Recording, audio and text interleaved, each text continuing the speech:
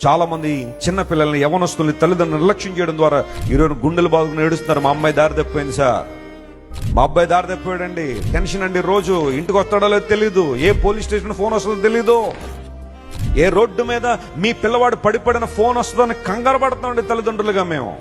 Wesley గారు మా కోసం ప్రార్థన చేయండి. ఒకవేళ ఎంతవరకు నెగ్లెక్ట్ చేసేసేమో, ఇకపైన కూర్చోబెట్టి నీ పిల్లని దేవుని మందిరాన్ని తీసుకురా, దేవుని సన్నిధిలో కూర్చోబెట్టు, దేవుని వాక్యాన్ని నేర్పించు.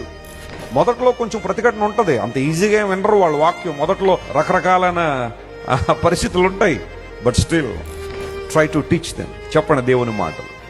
ఈరోజు జాన్ వెస్లీ అన్నవాడు నేను ప్రపంచవ్యాప్తంగా దేవుని చేతిలో వాడబడుతున్నానంటే, అనేక మంది దేవుని వాక్యాన్ని బోధించగలుగుతున్నానంటే ఈ పునాది ఎక్కడ పడిందో తెలుసా? నాకు నా బాల్యంలోనే నా తల్లి గారు ప్రతిరోజు దేవుని సన్నిధిలో మమ్మల్ని కూర్చోబెట్టి బైబిల్ స్టడీ నిర్వహిస్తూ కుటుంబ ప్రార్థనలో మమ్మల్ని ప్రభు కొరకు గెలవగలిగారు. కాబట్టి ఈరోజు మేము ముగ్గురం దేవుని చేతిలో బలంగా వాడబడగలుగుతున్నాం. దేవుని నామమున స్తోత్రం కలుగును గాక.